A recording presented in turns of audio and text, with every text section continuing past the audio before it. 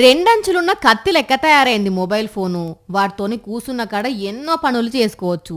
అయితే కొంతమంది ఆ ఫోన్లను అక్కరకు రాని పనులకే ఎక్కువ వాడుతున్నారు. రీల్సు, ఇన్స్టాగ్రాము, యూట్యూబు, ఫేస్బుక్, లైకులు, కామెంట్లు, షేర్లు అనుకుంటా కాపురాలను చేతుల నాశనం చేసుకుంటున్నారు.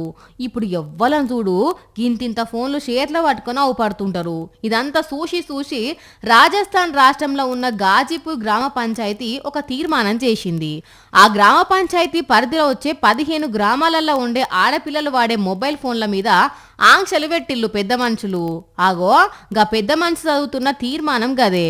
श्री देवाराम जी कार्लो वालों ने प्रस्ताव रखा कि समाज में बहू व बेटियों के पास कैमरा वाला मोबाइल नहीं रहेगा।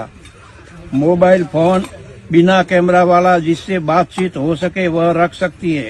ఆ తీర్మానంలో ఏమున్నదంటే ఆడపిల్లల దగ్గర కెమెరా ఉన్న స్మార్ట్ ఫోన్లు ఉండొద్దు.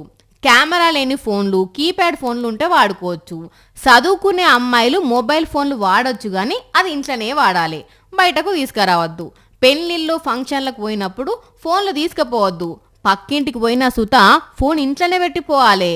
ఇది పెద్ద మనుషులందరూ కలిసి చేసిన ఏకగ్రీవ తీర్మానం. ఇన్నరా జనవరి 26 నుంచి ఈ తీర్మానం అమలు చేస్తారట.